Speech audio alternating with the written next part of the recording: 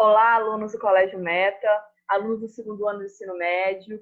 Esse vídeo é a continuidade da correção do nosso simulado virtual ou avaliação virtual, chame como você quiser.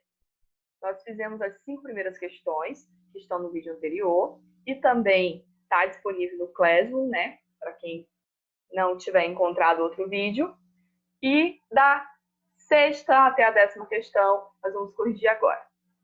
Caneta, papel, apostila na mão e vamos lá.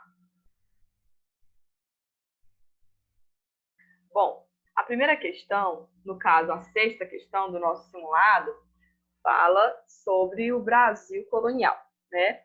Então diz assim, a produção do açúcar, deixa eu tirar aqui, pronto. A produção do açúcar exigia o deslocamento e a fixação de um grande número de pessoas. Lógico, né, gente? A gente está falando da produção massiva aí de uma planta, né? A extração do recurso dessa planta exige uma quantidade enorme da mesma e, consequentemente, um grande número de pessoas trabalhando nessa extração e nesse beneficiamento, certo? Então, aqui está dizendo também que a cana-de-açúcar ela só foi implementada a partir de 1532. Vocês lembram disso, né?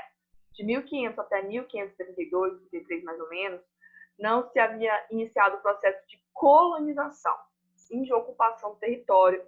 Os exploradores estavam procurando ainda riquezas, né, principalmente minérios, e com a derrota, né, a não vitória dessa expedição em busca do ouro, os portugueses, que estavam já em crise econômica e já faziam o comércio do pau-brasil, a extração e o comércio do pau-brasil, percebendo que não era tão rentável. Então, com o bloqueio com relação ao acesso aos recursos das Índias, né, aos produtos indianos ou chineses, enfim, né, das Índias Orientais, os portugueses acabaram tendo que competir com outras nações, como, por exemplo, os genoveses italianos, que tinham acesso mais rápido e, portanto, seus produtos eram mais baratos. Então, Portugal aí meio que ficou de lado do comércio internacional, né? Então, resolveu investir na plantação da cana-de-açúcar, que era um produto extremamente valioso, procurado, rentável, e que poucos países investiam devido à condição climática exigida para a adaptação dessa planta. Então, os portugueses já possuem experiência, né, com a cana-de-açúcar nas suas colônias ou nas suas possessões lá na África. Resolveram, então, implementar no Brasil, que tinha um clima parecido. Então, nós temos aqui, né, que a alternativa que corresponde a esse ciclo econômico. Então, essas alternativas, todas elas estão falando das características que poderia ser atribuída a esse período, desse ciclo econômico. Nós temos a letra C como correta, porque a mão de obra escrava foi utilizada, né? Tanto indígena inicialmente, quanto a mão de obra escrava africana, que já estavam mais adaptados a esse produto, devido à experiência que eu já falei. A monocultura, ou seja, um só produto, o cultivo de um só produto em larga escala, no caso a cana-de-açúcar, e a dependência comercial com relação à metrópole devido ao pacto colonial. O Brasil só poderia fornecer matéria-prima para a metrópole de Portugal e só poderia comprar produtos manufaturados e beneficiados de Portugal, certo? Então, a manufatura no Brasil era proibida. Todos os produtos, como, por exemplo, sapatos, tecido e tudo mais, tinha que vir da metrópole. 7ª questão. Foram, respectivamente, fatores importantes na ocupação holandesa no Nordeste do Brasil e na sua posterior expulsão. Então, aqui, gente, a gente vai falar da presença dos holandeses no Brasil. Né? Nós sabemos que tem um vídeo meu falando sobre a presença holandesa no Brasil, União Ibérica e tudo mais. Tá? Procurem nos links que eu já enviei para vocês. Esse vídeo está no meu canal do YouTube, está muito fácil de achar.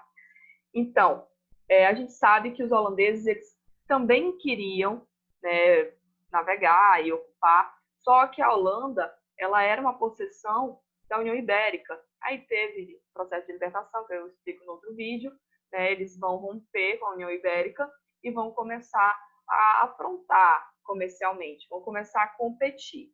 Então, nós sabemos que existia a Companhia das Índias Orientais, que era uma companhia comercial criada para o transporte, para a venda desses produtos orientais, e os holandeses também quiseram entrar no mercado, né, e fundaram a Companhia das Índias Ocidentais.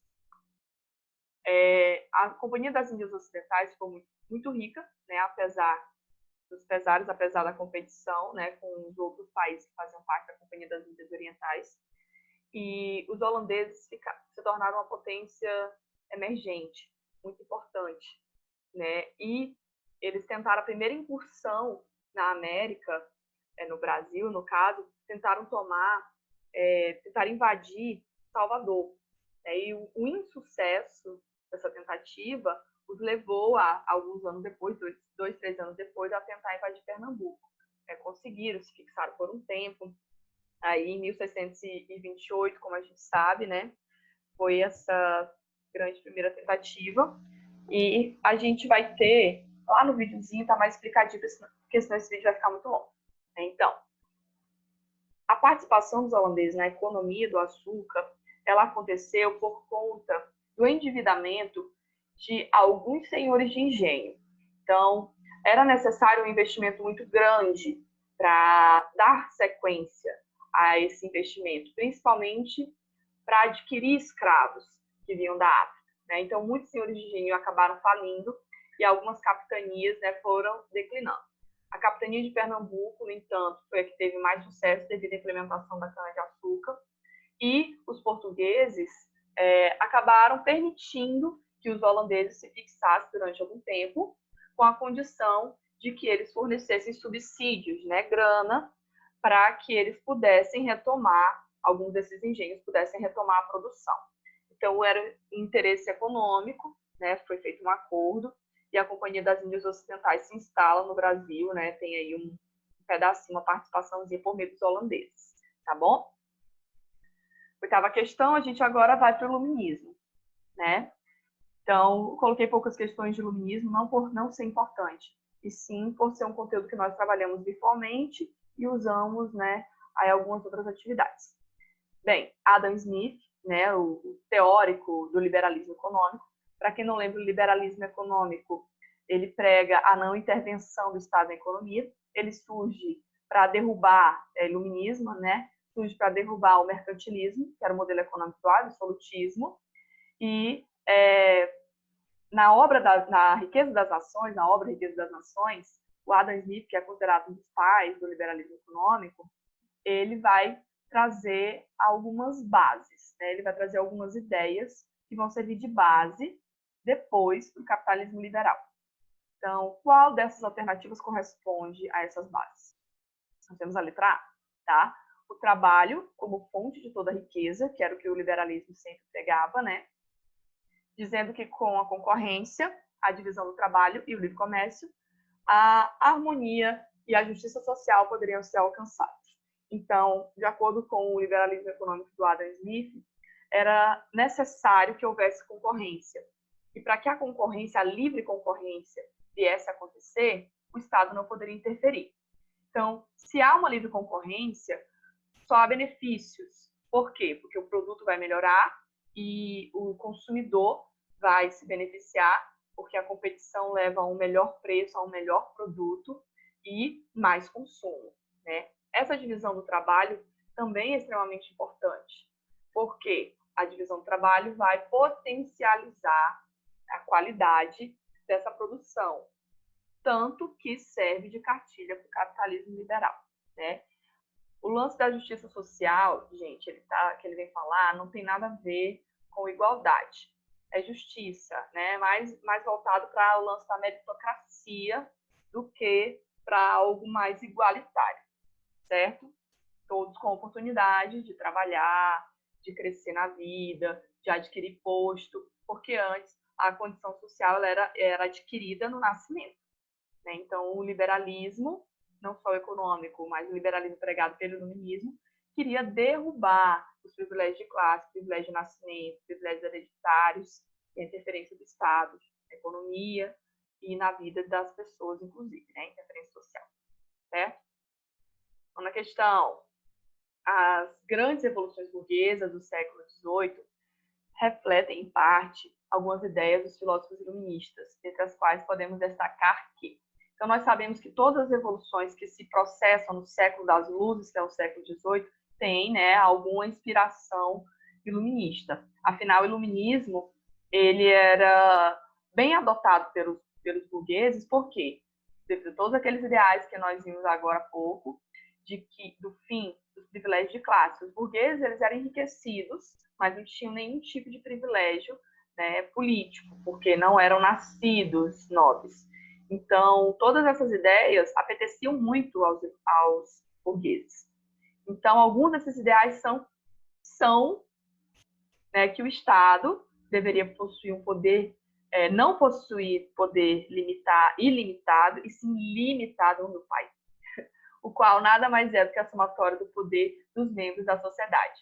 Quem disse isso foi John Locke, que o rei, no caso o Estado, né, ele não pode possuir poderes ilimitados, porque quem empodera, quem garante o poder do Estado são os súditos, são, no caso do rei, né, os súditos, é o povo.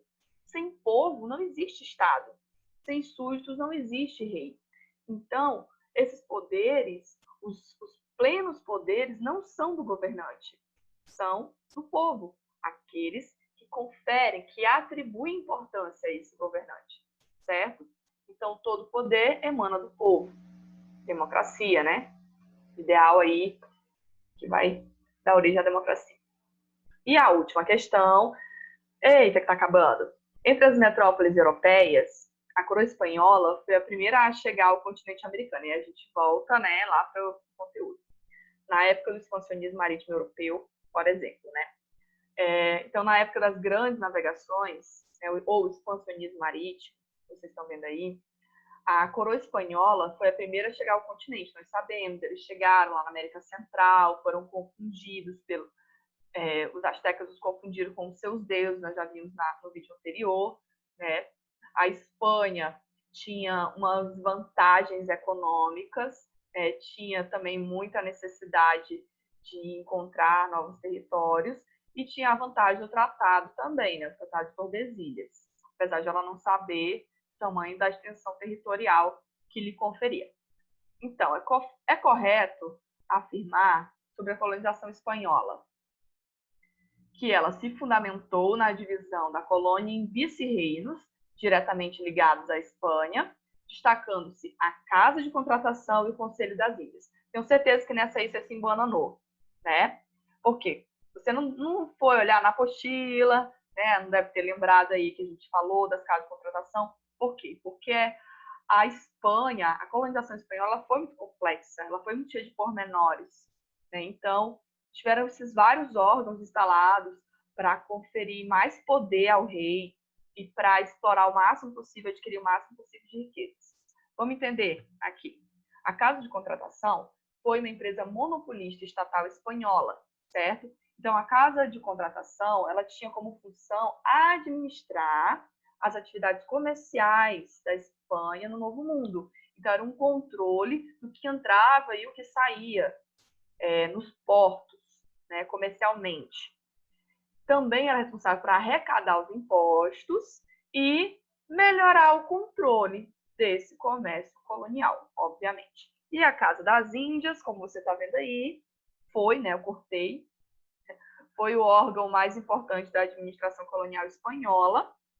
Ela foi inicialmente implantada na América e nas Filipinas, né, que você está vendo.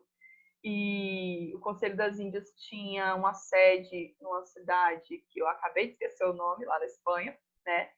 E assessorava o rei nas funções executivas, legislativas e judiciárias. Então, o Conselho das Índias, ao contrário da Casa de Contratação, que fazia um papel econômico, o Conselho das Índias fazia um papel mais administrativo, né? Mais político, ajudava na administração. Então, era responsável pela administração colonial na ausência do rei. Nós sabemos que os reis da Espanha nunca se fixaram, nunca fundaram, né, a sede real nas suas colônias. Para a gente entender um pouco melhor como funcionava aí, a divisão em capitanias e vice-reinos, temos esse mapa, tá? Então, as capitanias gerais, você está vendo aí no mapa que tem a da Guatemala, a do Chile, a de Cuba, a de Venezuela, enfim, elas eram um território de maior interesse econômico e militar. Eram áreas que estavam mais expostas às invasões, né, e também áreas onde se encontrava grande concentração de minas, né, de minério e portos importantes. Então, nesse território, geralmente, nas capitanias gerais, geralmente, haviam fortificações, né, para defesa.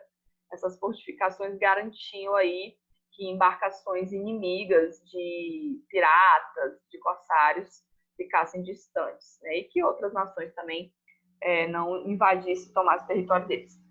Então, os vice-reinos, por sua vez, eram unidades administrativas com essa grande extensão territorial, né, que vocês estão vendo, vice-reino do Rio da Prata, do Peru. Então, tinha muita gente, eles cobravam impostos, eram cidades, né, já bem estabelecidas e formadas. Né? Então, os vice-reinos eram unidades administrativas, eram bem maiores e eram governados por vice-reis. Cada um desses territórios aí possuía um vice-rei. Então, terminamos por aqui a nossa correção. Espero que não tenham restado tantas dúvidas, mas se temos dúvidas ainda, nossa aula de Tira Dúvidas é na sexta-feira e eu vou mandar para vocês os links pelas nossas plataformas digitais, tá certo? Então, meus queridos, fiquem em casa, se cuidem, né? Meus quarenteners, tudo vai ficar bem, logo, logo a gente vai voltar e vida que segue, né? Até lá, vamos se cuidando. Um beijinho bem grande, tô com saudade de todos vocês. Até a próxima.